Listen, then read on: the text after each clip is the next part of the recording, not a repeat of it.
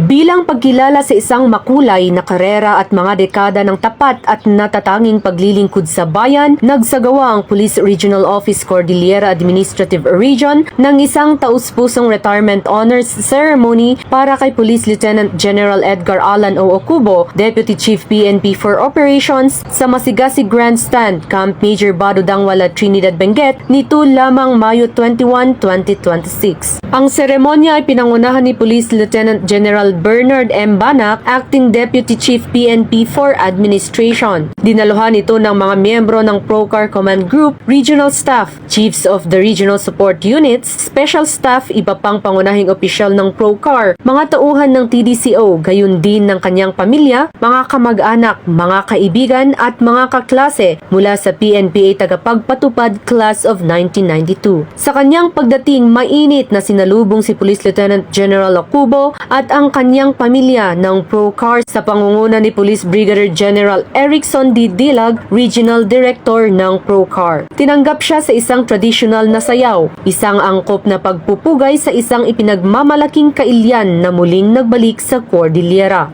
Bilang bahagi ng seremonya, ginawaran si Police Lieutenant General Ocubo ng Medalya ng Katapatan, PNP Special Service Medal, PNP Service Medal, isang Command Saber, Gallery of Awards at iba pang mga alaala bilang pagkilala sa mahigit 36 na taon niyang dedikadong paglilingkod sa Philippine National Police. Ginawaran din ng plaques of appreciation ang kanyang ama at mga anak bilang pasasalamat sa kanilang hindi matatawarang suporta. Sa kanyang mensahe, ipinahayag ni Police Lieutenant General Ocubo ang kanyang taus-pusong pasasalamat sa kanyang pamilya para sa kanilang walang kondisyong pagmamahal, lakas at mga sakripisyong ginawa sa lingkod ng kanyang tagumpay. Gayon din sa mga mentor at kasamahan na naging katuwang at gabay niya sa buong panahon ng kanyang paglilingkod. Nagtapos ang seremonya sa formal na pagre-retiro ng PNP badge na binasa ni Police Major John Felix G. Pascual Jr., Senior Aide-de-Camp to TDCO.